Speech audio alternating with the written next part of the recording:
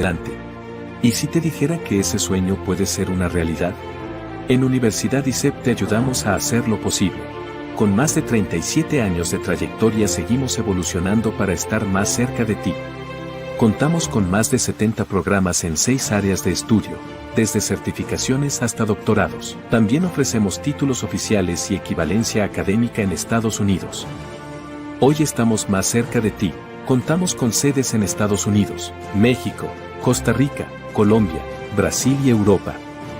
De la mano de 300 docentes hemos formado a más de 25.000 estudiantes de distintas nacionalidades. Valoramos el aprendizaje y colaboración, orientando tu camino hacia el éxito. No solo creamos profesionales, también estudiantes responsables con su entorno. Por ello nos enorgullece contar con el distintivo ESR, que nos reconoce como una empresa con calidad y excelencia. Te brindamos las herramientas para hacer realidad tus sueños. Porque más que un instituto, somos Universidad ISEP.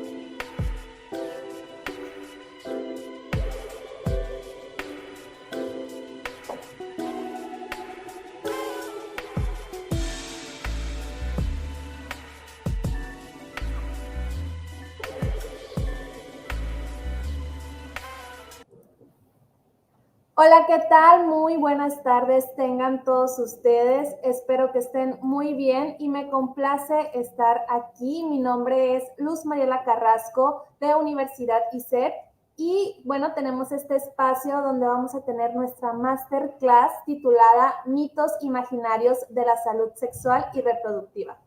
Y bueno, antes de iniciar les comento que pueden realizar sus saludos, sus preguntas, sus dudas en nuestra sección de acá abajo de los comentarios y vamos a estarlas leyendo y también comentándolas durante nuestra masterclass con nuestro ponente. De igual manera les recordamos que también contamos con la oportunidad de poderse certificar en esta masterclass a un precio especial. Pueden preguntar en los comentarios y les vamos a estar compartiendo el enlace para que nos puedan dejar sus datos. Y bueno, el día de hoy contamos con la presencia de nuestro magíster Daniel García. Ya ha estado en otras ocasiones con nosotros. Si no han visto las masterclass que nos ha proporcionado, los invito a revisar un poquito el contenido que tenemos. Ha dado excelentes masterclass y él es magíster, bueno, tiene magíster en psicología, adicciones y violencia y especialización en ética. ¿Cómo estás, Daniel? Muy bien, muchas gracias, Mariela. Gracias por la oportunidad. De nuevo, me alegra muchísimo estar aquí en este espacio. Y bueno, bienvenidos y bienvenidas todas las personas que se están conectando en este momento a nuestra masterclass. Muchas gracias. Muchísimas gracias, Daniel, y adelante. Bien, pues de nuevo muchas gracias a todas las personas que se están conectando, a todas las personas que han decidido participar de esta masterclass que hemos titulado Mitos e Imaginarios de la Salud Sexual y la Salud Reproductiva. Como ya me presentó mi compañera, mi nombre es Daniel García, yo soy docente, formador de formadores, soy consultor en derechos sexuales y en derechos reproductivos y trabajo desde hace ya un par de meses del año pasado, acompañando algunos de los cursos que seguramente ustedes, si se animan a participar y a inscribirse en nuestras maestrías, pues van a encontrar allí. Nos vamos a encontrar allí. Entonces, pues muchas gracias de nuevo por esta oportunidad y bienvenidos, bienvenidas a todos, todas y todes. Mitos e imaginarios de la salud sexual y la salud reproductiva. Ustedes se estarán preguntando por qué es importante hablar hoy día de la salud sexual y reproductiva y de los mitos o de los imaginarios que circulan alrededor de ella. Bueno, lo cierto es que sin importar cuál sea nuestra profesión, sin importar si somos ingenieros, si somos psicólogos, si somos profesionales en la salud, si somos médicos, bueno, independientemente de la profesión que tengamos, lo cierto es que todos los seres humanos, todas las personas, los hombres y las mujeres, todas las personas, de alguna u otra manera, en la medida en que nos relacionamos y en la medida que participamos de esos procesos que hemos llamado los procesos de socialización primaria y secundaria y demás, pues hay un factor, hay un elemento que es común y que es muy importante en la vida de todas las personas, y es el tema de la salud sexual y la salud reproductiva. Muy pocas personas se animan hoy día a hablar de lo que es la salud sexual y la salud reproductiva. Muy pocas personas se animan a concentrarse un poco en esto, porque pareciera ser que todavía sigue siendo un tema tabú. Pareciera ser que todavía hablar de la salud sexual y la salud reproductiva implica una serie, no solamente de habilidades, ¿sí?, que deberían tener las y los profesionales, sino también implica una serie de pensamientos alrededor de las garantías sociales que se ofrecen cuando se habla de la salud sexual y la salud reproductiva de las personas. Lo cierto es que muy pocas veces se abordan y se tocan estos temas justamente por todos los mitos y los tabúes que existen alrededor de ellos, ¿sí? Hay muchas creencias que se han ido construyendo, ¿sí?, a lo largo de la cultura y a través de la cultura, donde se da seguramente mayor importancia a unas acciones, a unas actividades, más a los hombres o a las mujeres, dependiendo de las culturas. Y eso va generando, ¿cierto? Y eso va generando en la cultura una resistencia o unos obstáculos para que las personas accedan de manera voluntaria, por ejemplo, a los servicios de salud sexual y los servicios de salud reproductiva. Pero, ¿qué es esto de la salud sexual y reproductiva? Antes de poder explicar o antes de concentrarnos a explicar un poco lo que es la salud sexual y la salud reproductiva, es importante tener en cuenta el lugar o el escenario desde donde se logra o donde se permite hablar hoy por hoy de la salud sexual y la salud reproductiva de las personas. Y es justamente esta gran sombrilla que lo pueden ver allí en la presentación, los derechos sexuales y los derechos reproductivos, ¿no? Es gracias a esta gran sombrilla que se llama así, los derechos sexuales y los derechos reproductivos, que hoy día sí podríamos hablar, o se podría hablar, o se puede hablar del derecho a la salud sexual y el derecho a la salud reproductiva. Hoy es gracias justamente a esa posibilidad, a la posibilidad de que existen los derechos sexuales y los derechos reproductivos, y que los derechos sexuales y reproductivos también se entienden desde un enfoque de los derechos humanos, que se puede hablar de las garantías o el ejercicio de la salud sexual y la salud reproductiva de todas las personas, independientemente de la edad, independientemente de su estrato social, independientemente de su condición de sexo, género, etc. Vamos a poder hablar, gracias a los derechos sexuales y a los derechos reproductivos, vamos a poder hablar del derecho a la salud y el derecho a la salud como algo integral de todas las personas. Pero, ¿qué son esto de los derechos sexuales y los derechos reproductivos? Bien, eso que ustedes están viendo allí en pantalla es la definición que hace una de las principales agencias del sistema de Naciones Unidas que trabaja justamente en la garantía de los derechos sexuales y los derechos reproductivos, y es la Organización Panamericana de la Salud o la Organización Mundial de la Salud. Y lo define de esa manera. Los derechos sexuales y los derechos reproductivos son parte de los derechos humanos, y eso es muy importante. Antes de iniciar un poco esa reflexión alrededor de cuáles serían esos mitos y los tabús, es muy importante poder entender de dónde vienen esos discursos, ¿no? De dónde viene el hecho de que hoy por hoy podamos hablar de los derechos humanos, de los derechos sexuales, de los derechos reproductivos, de poder entenderlos también de manera independiente, porque a veces cuando uno habla de derechos sexuales y derechos reproductivos pareciera ser que los solemos mezclar mucho, y como lo vamos a ver más adelante, una cosa son los derechos sexuales y otra cosa son los derechos reproductivos de las personas. Entonces, lo cierto es que ambos, tanto los derechos sexuales como los derechos reproductivos, se enfocan desde una mirada que son los derechos humanos, ¿no? Los derechos humanos de las personas. Los derechos sexuales y los derechos reproductivos son considerados también, para muchos teóricos y para muchas teóricas de estos temas, los derechos más humanos de todos, porque de alguna u otra manera contemplan todo lo que es de ser sujeto, las personas, su integridad, ¿sí? La sexualidad humana contempla de alguna u otra manera la integridad de los sujetos, de las personas. Los derechos humanos y los derechos sexuales y los derechos reproductivos deben garantizarse a todas las personas, sin discriminación alguna, para el logro de una salud sexual y una salud reproductiva plena, segura, digna y placentera. Entonces, aquí ya a partir de esta premisa también podríamos hablar, nos podríamos enfocar un poco en lo importante que es entender los derechos humanos, los derechos sexuales y reproductivos, pero también la salud sexual y la salud reproductiva desde un enfoque que permita garantizar, primero, que no solamente que todas las personas puedan tener acceso a estos derechos humanos, sexuales y reproductivos, que ya los vamos a mirar más adelante en detalle cuáles son, sino que también se pueda garantizar que las personas tengan, ¿cierto?, una salud sexual segura, digna y placentera. Segura, digna y placentera. Y creo que esos tres elementos son importantes en cualquier discurso a la hora de garantizar o de hablar de salud sexual y salud reproductiva. Y es que cuando hablamos de la salud sexual de las personas, ¿cierto? Cuando hablamos de la salud sexual y la salud reproductiva de los hombres y las mujeres y de todas las personas en general, estamos hablando de un derecho, ¿cierto?, que se resalta desde la dignidad del sujeto, ¿cierto?, pero que tiene muy presente, o tiene muy presente la importancia del placer, ¿no? Del derecho al placer de las personas, entendiendo que la sexualidad humana no solamente tiene unos fines reproductivos, sino que también tiene unos fines relacionados al placer de las personas. Entonces, por eso, allí la OPS sigue diciendo: la ley estatutaria consagra la salud como un derecho fundamental y el Estado, a través del sistema de salud, con la participación de los funcionarios, tiene la obligación de garantizarlos y promoverlos, ¿sí? Entonces, el Estado, que es el principal garante de derechos de los y los ciudadanos, de todas las personas, es el Estado. Y en ese sentido, la Organización Panamericana de la Salud también afirma que es el Estado entonces quien debe ser el responsable de garantizar la calidad de vida de todos los ciudadanos, de todos sus ciudadanos y ciudadanas, ¿no? Pero también la posibilidad de garantizar que el derecho a la salud sea algo fundamental en las personas. Este derecho a la salud tiene que verse garantizado por el Estado y por los funcionarios que administran el Estado. Entonces ahí por todo el aparato que de alguna otra manera el Estado dispone para garantizar la administración de los derechos humanos, y en ellos los derechos sexuales y los derechos reproductivos de todas las personas.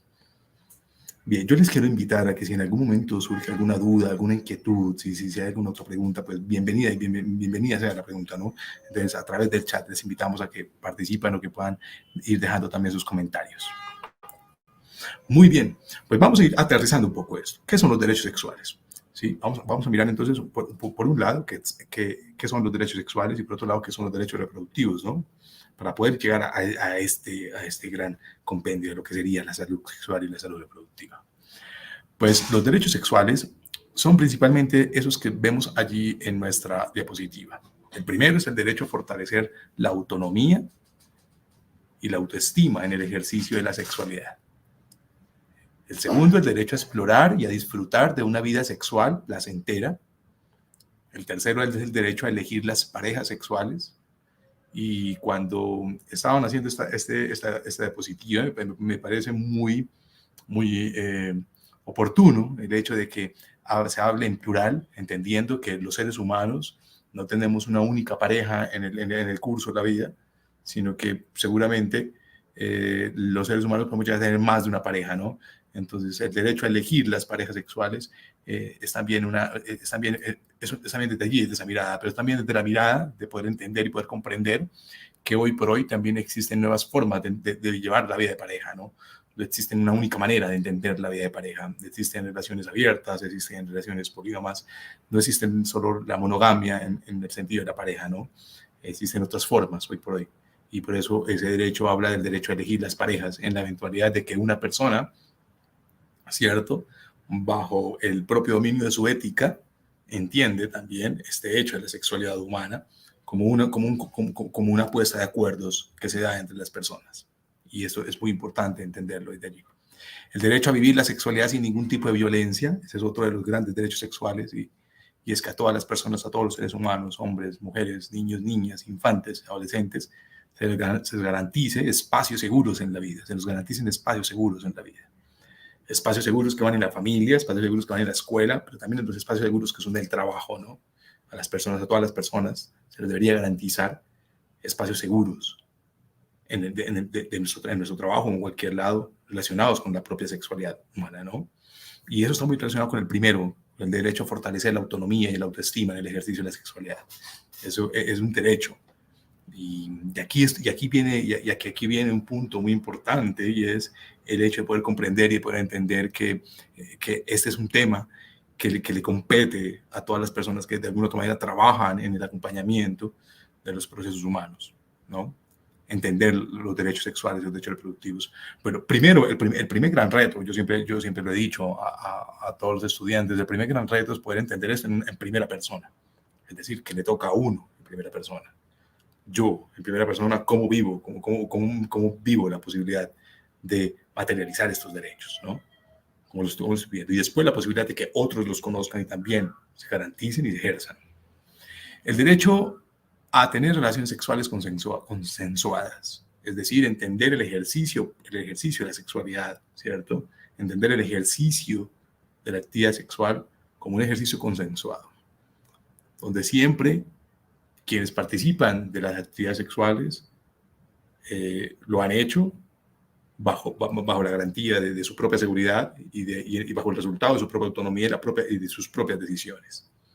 Entonces, por eso se habla del derecho a tener relaciones sexuales consensuadas siempre, independientemente del espacio en el que se vive, independientemente si son dos novios adolescentes, o independientemente si son una pareja, o si ya casados, o bueno, independiente cuál sea la persona. Y también cuál sea el número de personas que participan de la actividad sexual. Y aquí también es importante un poco esos lentes, esos lentes que permitan comprender y entender esas otras éticas o esas otras dinámicas de vivir la sexualidad y la actividad sexual de las personas, ¿no? Entendiendo también que existen en esos otros modelos de relaciones de pareja, pueden existir otros vínculos también allí mismos, donde hayan actividades sexuales donde participan más de dos personas, ¿no? Y no ser considerado eso en ningún momento como algo que si está consensuado, por eso se dice el derecho a tener relaciones sexuales consensuadas, entendiendo también desde esa óptica y desde esa ética el hecho de que pueden existir otras formas de relaciones de pareja y de relaciones de vínculos sexuales entre las parejas. El derecho a decidir libre y autónomamente cuándo y con quién se inicia la vida sexual, eso es muy importante también. Y aquí viene también el elemento de lo educativo, el componente educativo, el componente tan importante que tiene la educación y la formación, y los profesionales que acompañan procesos educativos, pero también los procesos de asesoramiento con jóvenes y adolescentes, por ejemplo, esto de entender que se debe decidir libre y autónomamente cuándo, con quién se inicia la vida sexual, ¿no? Y entendiendo que es un derecho que la mayoría de veces lamentablemente se ve afectado por la presión social de los grupos, pero también por otras formas, donde la mayoría de veces quienes terminan siendo principalmente víctimas de estas formas de violencia sexual son las mujeres y las infancias, ¿no? El derecho a decidir sobre la unión con otras personas, es decir, ese derecho que tiene cualquier persona, hombre o mujer, a decidir de qué manera quiere relacionarse con otras personas, si se quiere casar, si se quiere quedar en unión libre, si quiere permanecer soltero o soltera toda su vida, es decir, el derecho a decidir, ¿no? sobre su estado civil también, ¿no? Y sobre la forma de unión que quiere tener con otras, con una pareja, si es que se proyecta esta persona con una pareja o con otras parejas. El derecho a vivir y a expresar libremente la orientación sexual y la identidad de género, esto es muy importante. Ahorita más adelante lo vamos a ver cuando trate de explicar rápidamente esta diferencia que hay entre la orientación sexual y la identidad de género rápidamente, pero muy importante eso, el derecho a vivir, a poder vivir y poder que las personas puedan vivir de manera libre y de manera autónoma, pero también de manera gratificante su orientación sexual y su identidad de género. Entonces, esto invita fuertemente a que las y los profesionales pensemos en cómo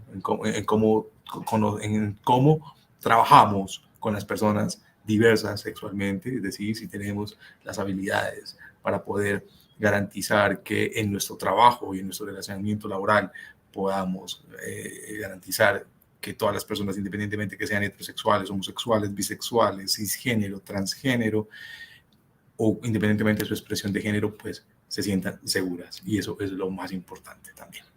El derecho a la protección y a la prevención de las infecciones de transmisión sexual, de los embarazos no deseados. Entonces aquí hay una apuesta muy, muy grande por entender y por comprender que es también un derecho que tienen las personas, por ejemplo, en materia de salud reproductiva, decidir si quieren tener o no tener hijos, decidir si quieren cuántos hijos tener o no. Te lo vamos a ver ahorita en el listado de los derechos reproductivos.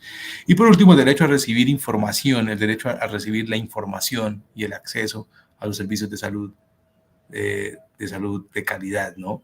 Es un derecho también de las personas, es un derecho poder ir y poder recibir servicios de salud sexual y salud reproductiva de calidad en los centros de salud, ¿no? Y encontrar centros de salud especializados también para ellos. Y por otro lado tenemos la lista de los derechos reproductivos, que es el derecho a tomar las decisiones sobre la reproducción sin sufrir discriminación, coerción ni violencia, es decir, tener la posibilidad de decidir si se quiere ser papá, si se quiere ser mamá, si cuántos números de hijos se quieren tener. Aquí dice eso más adelante, derecho a decidir libremente el número de hijos, si se quiere tener el espacio de los hijos, si se quiere tener el derecho a decidir sobre el tipo de familia que se quiere formar. Eso es muy importante también, entender hoy esas nuevas formas de familia que se viven, ¿sí? Y sobre esas nuevas formas de familia es la que debemos trabajar las y los profesionales que acompañamos procesos de formación y que acompañamos procesos de dinámicas psicosociales. Es muy importante entender esas nuevas realidades de familia que hoy día generan unos nuevos retos también desde diferentes horizontes. Derecho a ejercer la maternidad con un trato equitativo en la familia, en los espacios de educación y el trabajo. Yo le añadiría allí la maternidad, pero también la paternidad. ¿Sí? Hoy día hay una apuesta muy grande de jóvenes que quieren vivir nuevas formas de entender la paternidad, y eso también es un derecho. Viene uno que es muy importante y es el derecho a la educación integral para la sexualidad a lo largo de la vida. Es decir, entender que la educación integral en sexualidad no solamente le compete a los niños, niñas, adolescentes, a los jóvenes, sino que es algo que es una tarea permanente que le compete a todas las personas, a todos los profesionales y a todas las personas en general. Deberíamos de alguna otra manera aprender unos mínimos de educación en sexualidad y de educación integral en sexualidad.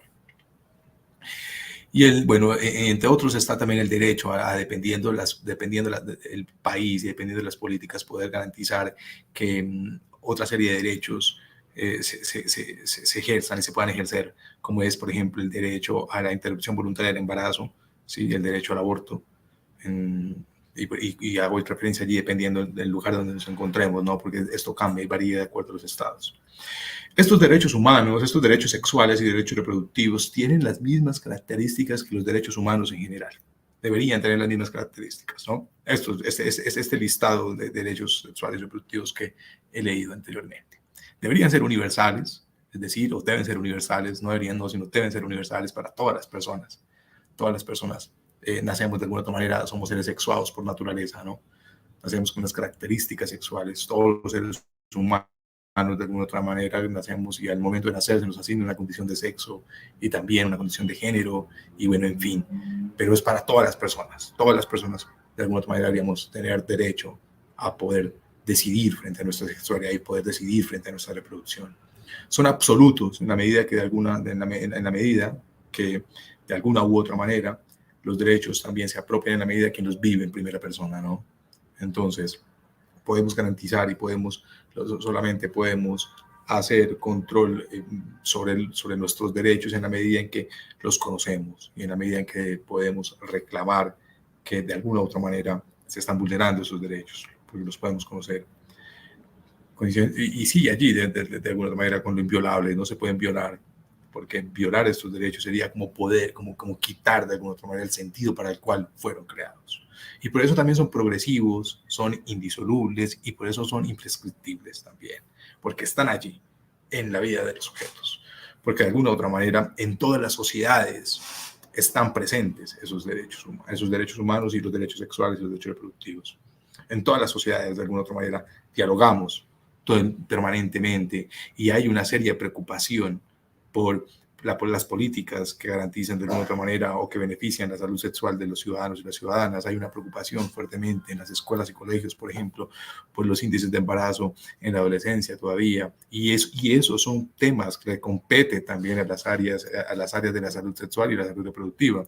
Pero todavía seguimos teniendo la preocupación, por ejemplo, de las instituciones educativas, pero también de las instituciones de salud en materia de lo que es los reportes de las y los jóvenes que son diagnosticados con alguna infección de transmisión sexual, incluyendo el VIH-Sida también, por ejemplo.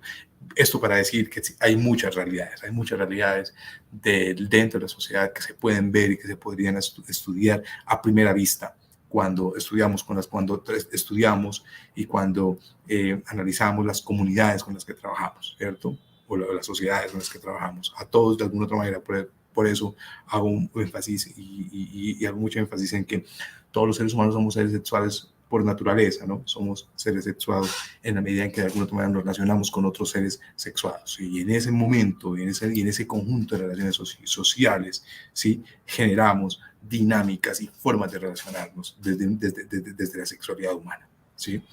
Pues bien, para poder entender todo esto, para poder entender por qué existen los derechos sexuales y reproductivos, por qué de alguna otra manera muchos de esos derechos sexuales se ven vulnerados en las personas, para poder entender por qué la salud sexual y la salud reproductiva también se ve afectada en las personas y por qué hay una resistencia al hablar de estos temas, pues entre muchas de las razones es porque actualmente la sociedad nos enfrentamos a unos procesos de educación cultural donde la diversidad sexual tiene un papel y un rol muy importante. Lo que ustedes están viendo allí en pantalla es una galletica que es muy famosa, la galletica del género, se le conoce en el campo de las ciencias sociales como la galletica del género, ¿sí? Porque lo que explica un poco es esas características principales o esos conceptos principales a la hora de poder entender o a la hora de poder querer entender y estudiar la sexualidad humana, ¿sí? Los grandes retos que tenemos hoy día los y las profesionales que trabajamos en procesos de acompañamiento psicosocial está en poder entender también que los seres humanos, todos de alguna u otra manera, tenemos eso o expresamos eso que vemos allí en la galleta del género. Tenemos una identidad de género, tenemos una orientación sexual, hemos nacido con un sexo biológico y también de alguna otra manera manifestamos una expresión de género. Manifestamos una expresión de género. Pues yo les invito a que miremos allí la pantalla y nos preguntemos si logramos diferenciar. Si para todos y para todas es claro un poco qué es esto de la identidad de género o qué es esto de la orientación sexual, qué es esto de la expresión de género. Voy a explicarlo rápidamente en 5 minutos para luego sí poder entender y poder explicar cuáles son esos que yo he considerado los principales mitos o imaginarios que surgen a la hora de hablar de la salud sexual y la salud reproductiva. La identidad de género de las personas, ¿cierto? La identidad de género que hoy día hablamos, que no es otra cosa que la forma como nos sentimos respecto a nosotros mismos. Y la identidad de género también se podría explicar como la forma como asumimos de alguna otra manera el hecho de haber nacido y haber crecido bajo una condición de sexo puntual, dependiendo si se es hombre o si se es mujer, ¿sí? Eso es la identidad de género. La identidad de género puede ser cisgénero o transgénero. Entonces, las personas cisgénero, ¿sí? Hoy día hay todo un debate alrededor de la necesidad de seguir enunciando estos prefijos de los cisgéneros y para poder representar de alguna otra manera el conjunto poblacional, de cualquier conjunto poblacional de hombres y mujeres que se sienten acorde o en una perfecta armonía con la condición de sexo que se le asignó al nacer. Es decir, perdón. es la posibilidad que tenemos todas las personas de sentirnos a gusto de alguna otra manera con el hecho de sentirnos hombres o mujeres. Eso es las personas cisgénero. Entonces, en mi caso, yo, Daniel García, nací en el momento de nacer de acuerdo a mi corporalidad, de acuerdo a mi sexo biológico, a mi condición, como ustedes lo pueden ver aquí, allí en la presentación, de acuerdo a mi condición de macho, ¿cierto? Se me asignó un sexo biológico, de acuerdo a mi genitalidad, de acuerdo a mis características físicas, biológicas, como lo podemos ver allí, que hace referencia a esto del sexo biológico, ¿no? Las características físicas, biológicas, que diferencian a los individuos a nivel sexual, incluyendo los órganos, las hormonas, los cromosomas y todo esto. Entonces, de acuerdo a estas características, se nos asigna una condición de sexo. A mí personalmente, por mi corporalidad, se me asigna la condición de sexo de macho. Y en el caminar de la vida, en ese proceso de socialización de la vida, también de alguna u otra manera se nos asigna un género. El género es esa serie de características y de expectativas que a veces se suman a las personas o se le exigen a las personas de acuerdo a su condición de sexo. Es decir, de acuerdo al hecho de haber nacido macho o haber nacido hembra. Hoy día es muy importante tener en cuenta, y ustedes lo van a ver allí en la mitad del sexo biológico, la palabra intersexual. Una persona intersexual, que antes llamábamos hermafrodita, y que justamente se dejó de llamar hermafrodita porque la palabra hermafrodita se refiere a las plantas, ¿cierto? No a los seres humanos. Los seres humanos que comparten las características de ambos sexos, tanto de macho como de hembra, se les llama, son intersexuales, no hermafroditas. Entonces, las personas intersexuales, hoy día hay todo un movimiento muy fuerte por la importancia y por el reconocimiento, pero también por la garantía de los derechos sexuales y reproductivos para las personas intersexuales. Hay todo un movimiento social fuerte de reivindicación de los derechos sexuales de las personas intersexuales. Y es natural porque durante mucho tiempo las personas intersexuales lamentablemente estuvieron escondidas, ¿no? Parecía ser que no fuera bien visto, no fuera permitido tener esta condición de sexo intersexual. Y resulta que sí, hay muchas personas que nacen siendo intersexuales y es un derecho reconocer también sus derechos. Pero por otro lado están las personas, el macho, la hembra, ¿cierto? Para poder entender y explicar esta condición del sexo biológico, que es diferente al género, que a veces solemos confundir mucho el sexo y el género. Pero entonces, miren, y otra cosa es el género. El género, de aquí en la galleta del género lo explican como expresión de género, hace referencia a eso, ¿no? A las características que se tienen, las características que se esperan de una persona, que pueden ser tanto masculinas, femeninas, ¿cierto? Pero también hay unas personas que son andróginas. Y estas personas andróginas, ¿quiénes son? Son estas personas que comparten mucho estas características de lo femenino y lo masculino, ¿no?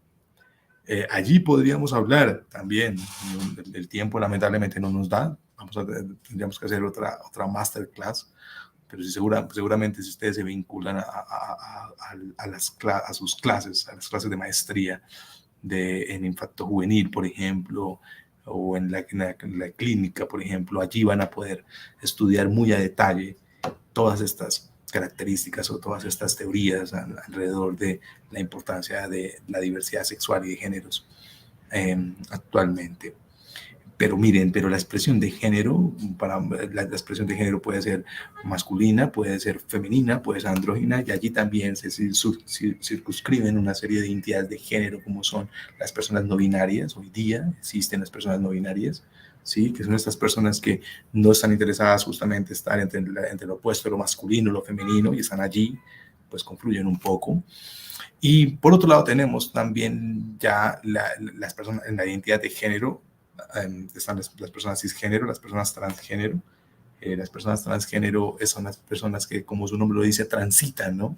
En el género, es decir, son los hombres y las mujeres trans. Son hombres y mujeres con experiencia de vida trans, que pueden haber también hombres trans masculinos y pueden haber mujeres trans femeninas.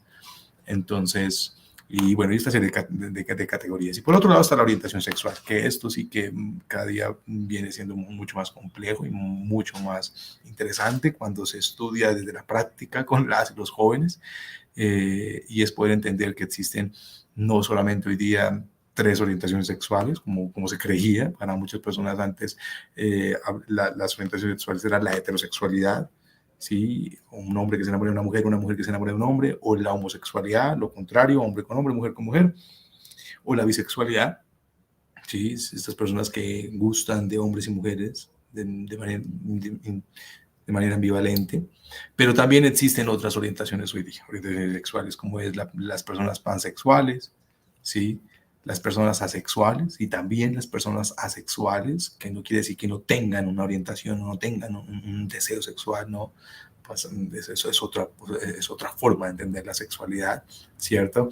Y están las personas pansexuales, que son esas personas que se enamoran o pueden llegar a sentir atracciones afectivas y eróticas hacia otras personas independientemente de su condición de sexo o de género, ¿sí? Bueno, pues uno esperaría, ¿no?, que cuando trabaja en las áreas de recursos humanos, cuando uno trabaja haciendo clínica o intervención con clínica con niños, niñas, adolescentes o con jóvenes o con personas adultas, uno esperaría que toda esta serie de conceptos y toda esta serie de retos, ¿sí?, que exigen las perspectivas y las dinámicas y los enfoques de diversidad sexual, pues se manejaran, ¿no?, para poder garantizar que realmente haya, que las personas se les garantice integridad, procesos íntegros de atención, ¿cierto? Muy bien, ojalá para todos y todas esta parte haya sido clave, porque vamos a poder enunciar aquí ya, ahora sí, los mitos, o los que yo he considerado cuáles son esos mitos o tabúes alrededor a la hora de hablar de la salud sexual y la salud reproductiva. He querido empezar con este primerito, que dice: la salud sexual y la salud reproductiva es un tema de mujeres. Ese es un mito que yo escucho mucho en clase. No solamente lo escucho por los estudiantes, sino lo veo en las dinámicas de la vida, y es creer y es pensar que la salud sexual y la reproductiva es algo que solamente es de las mujeres, son solamente las mujeres las que tienen que estar pendientes de hacerse el autoexamen de seno, solamente las mujeres que tienen que estar pendientes anualmente de su citología vaginal, etcétera, y no.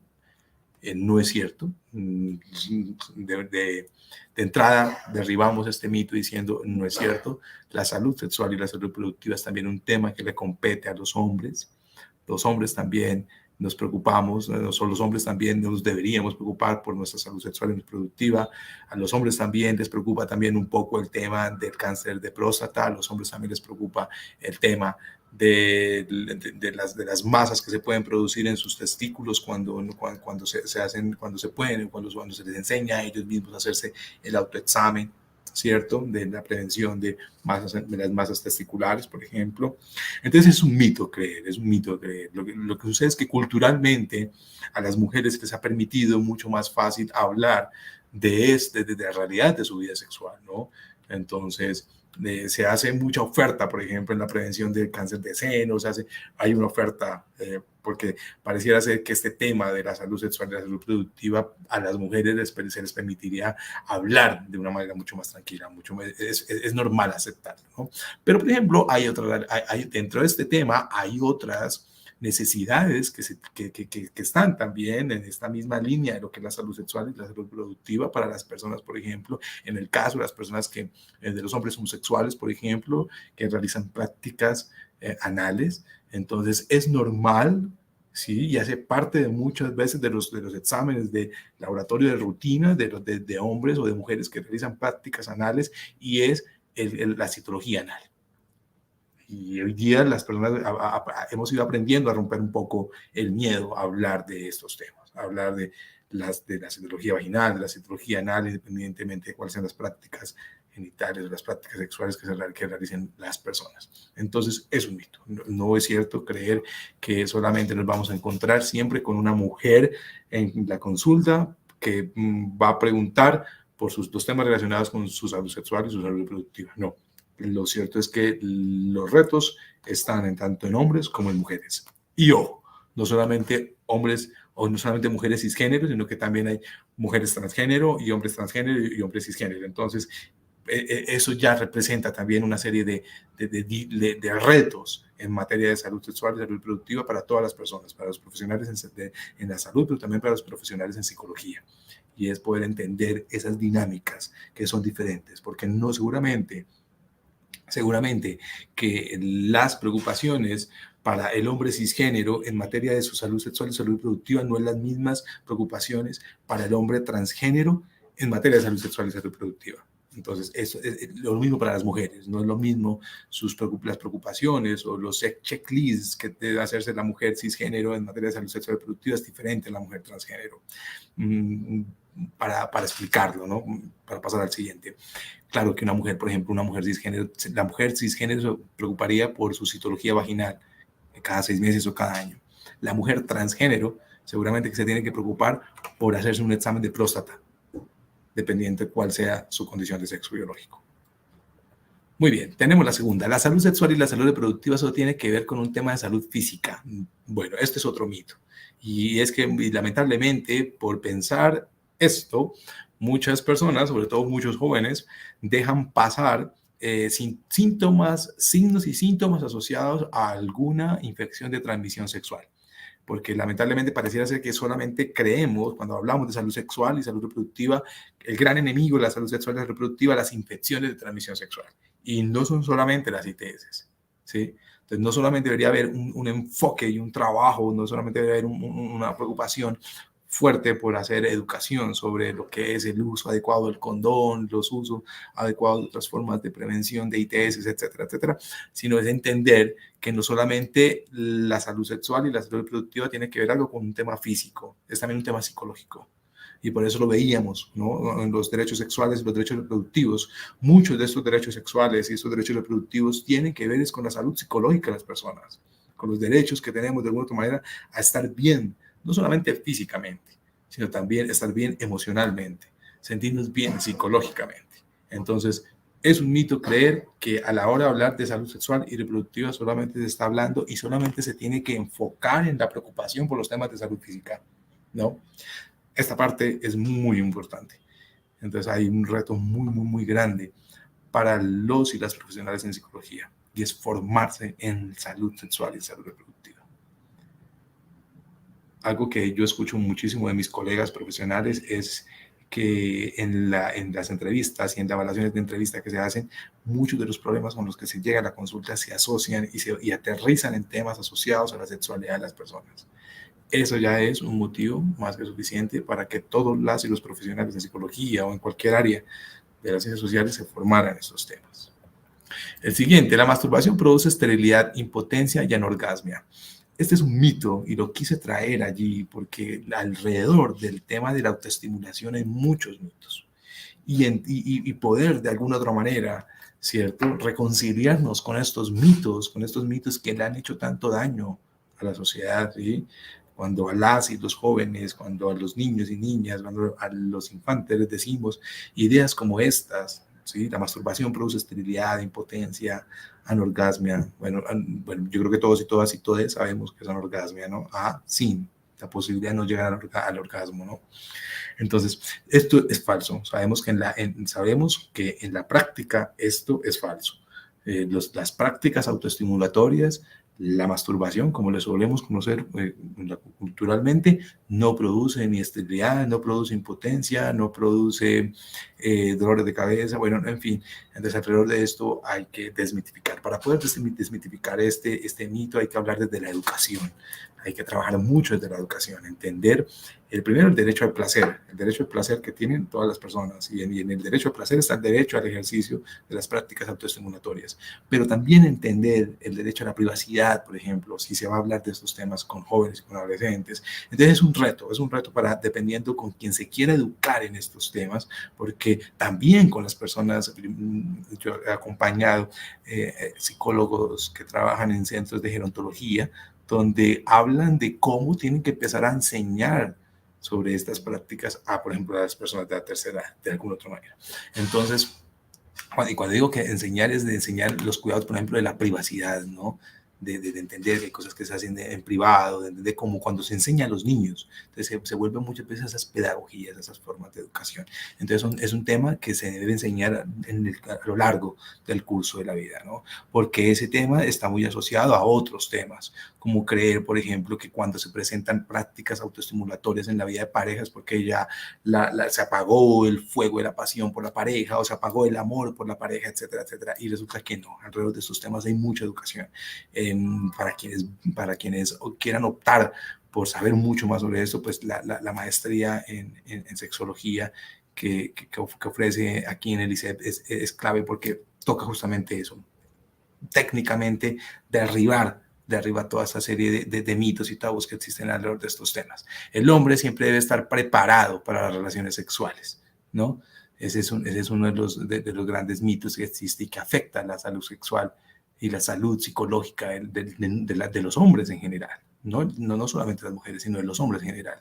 Creer que los hombres tienen que estar siempre preparados para tener relaciones sexuales es un mito, y es un mito que afecta la salud sexual y la salud reproductiva.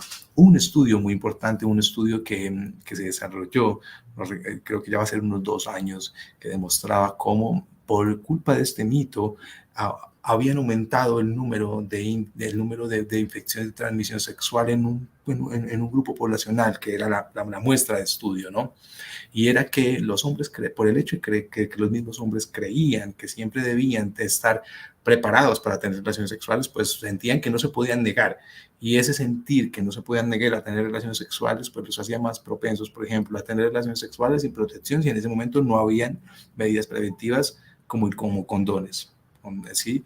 O les hacía más propensos a infecciones de transmisión sexual, porque no era cuestión de decidir sobre con quién quería tener relaciones sexuales, sino que tenía que tenerlas. Entonces todo eso aumentaba la vulnerabilidad de los hombres a las infecciones de transmisión sexual, muchas veces movidos por el hecho de eso, de creer de que siempre se tiene.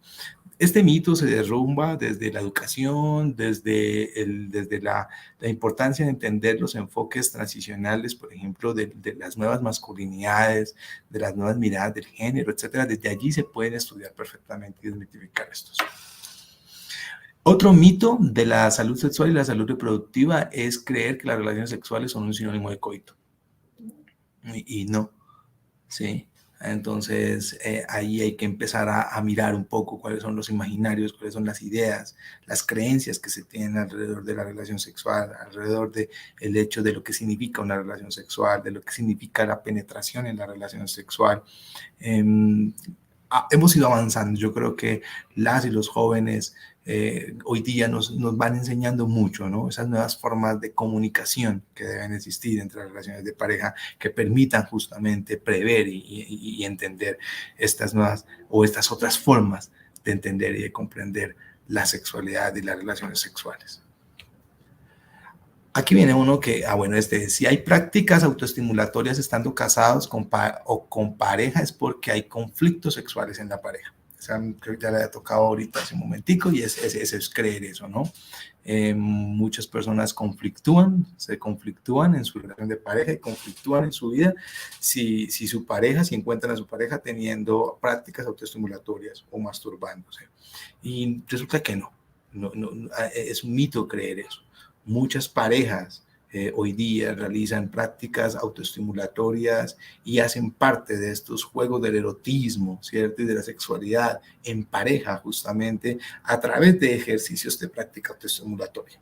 Y lo que nos muestra realmente los estudios en relación a estos temas es que estas parejas no solamente fortalecen su autonomía, fortalecen su autoconcepto, fortalecen no solamente las relaciones de diálogo, sino que también fortalecen lo que se considera o lo que se ha considerado el motor de la pasión en la pareja.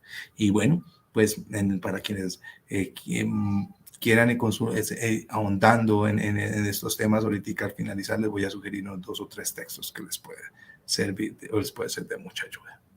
Si 2 personas se aman, deben saber cómo satisfacerse sexualmente de manera mutua. Ese es otro de los grandes mitos que existe alrededor de la salud sexual y la salud reproductiva, ¿no? Y cuando una persona llega con este miedo a la relación de pareja, pues imagínense, entonces, no es cierto creer que las personas que se aman necesariamente deben satisfacerse sexualmente o se deben conocer. Para esto es muy importante las respuestas de diálogo, de comunicación.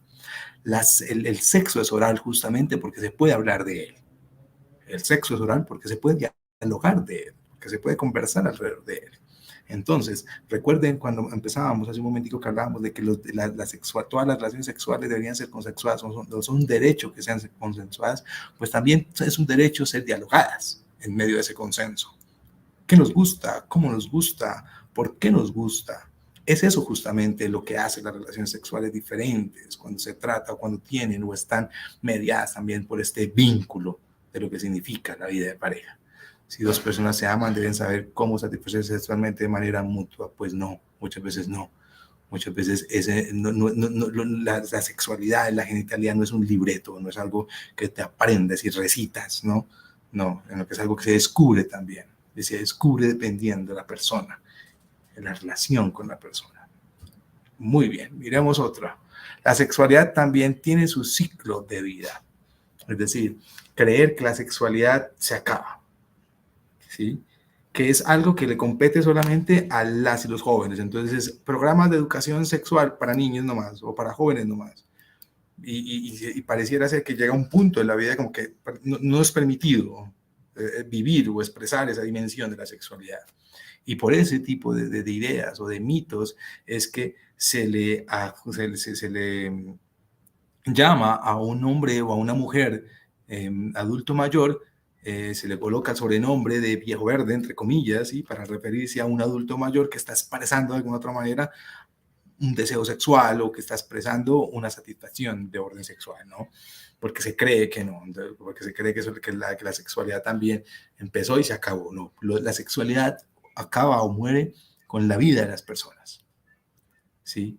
Y por eso hoy hay una gran importancia, ¿sí? De poder entender y comprender justamente la sexualidad de la infancia, la sexualidad en los púberes, la sexualidad en los adolescentes, en los adultos, porque dependiendo del ciclo de la vida hay una sexualidad, pero no se acaba, ¿no? Sino que dependiendo del ciclo de vida, dependiendo del curso de la vida de la persona, dependiendo del lugar, el momento de la vida de las personas, tenemos unas realidades sexuales y tenemos allí inclusive unos mismos problemas dependiendo la edad o dependiendo el momento en que nos encontremos.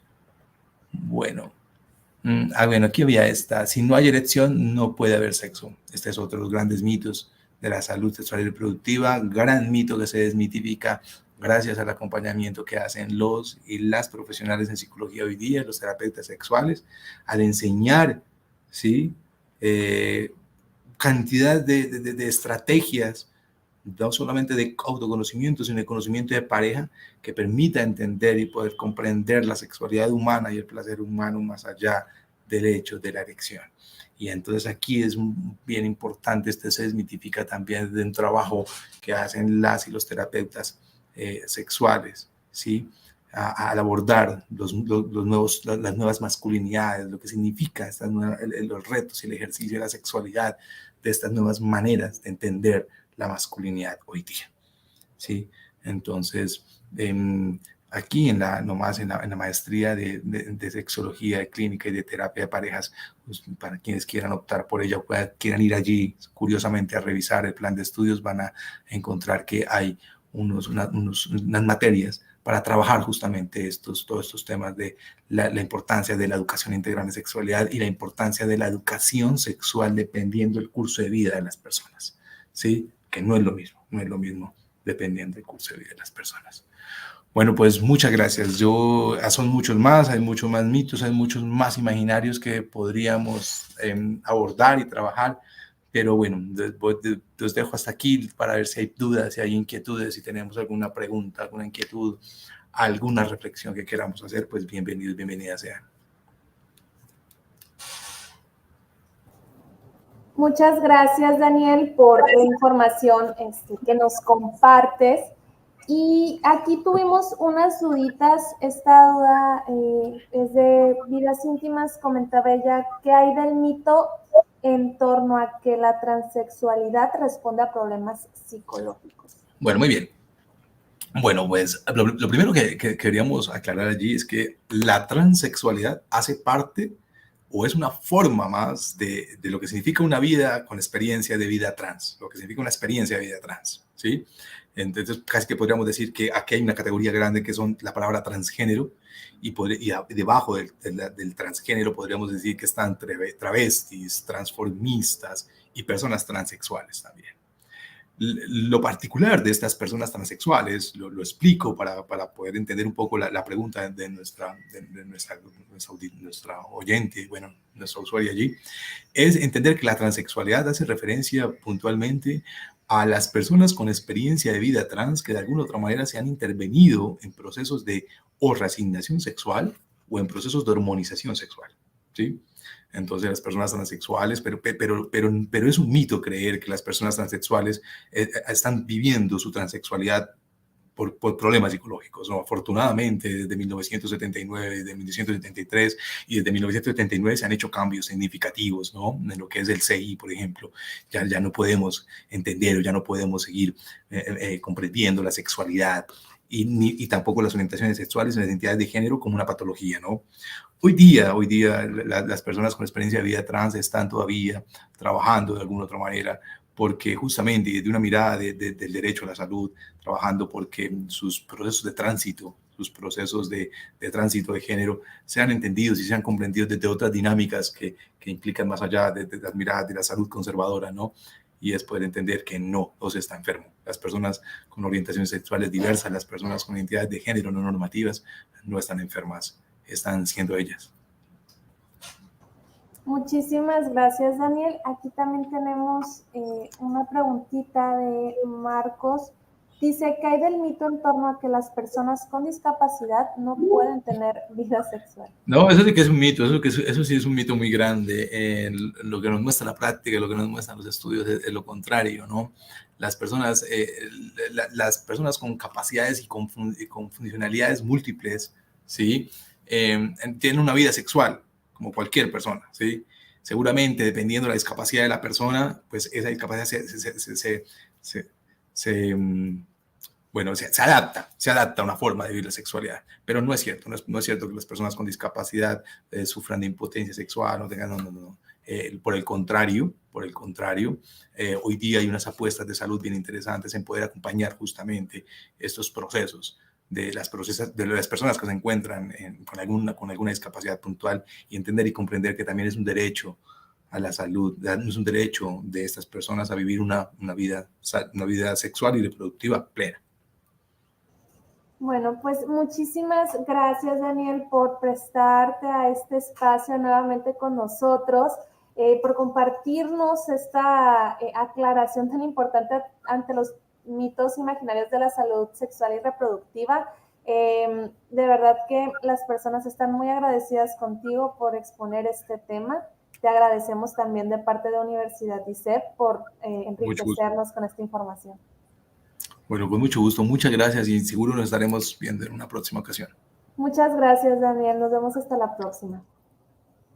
Y bueno, les comento que si les interesa conocer a profundidad, ya lo comentaba Daniel, nosotros en la Universidad ISEP contamos con la especialidad en terapia sexual y de pareja y también contamos con la maestría en sexología clínica y de parejas. También les recordamos que si quieren certificarse en esta masterclass, les estuvimos compartiendo un enlace donde van a poder brindarnos sus datos y pues se van a poder certificar a un precio muy especial.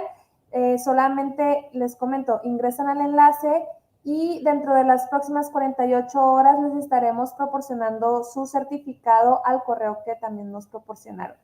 Por último, les recuerdo que estos eventos quedan guardados por si te lo perdiste de un principio. Recuerden que quedan guardados en nuestras redes de Facebook y de YouTube para que acudan a ellas cuando lo requieran. Muchísimas gracias y nos vemos muy pronto.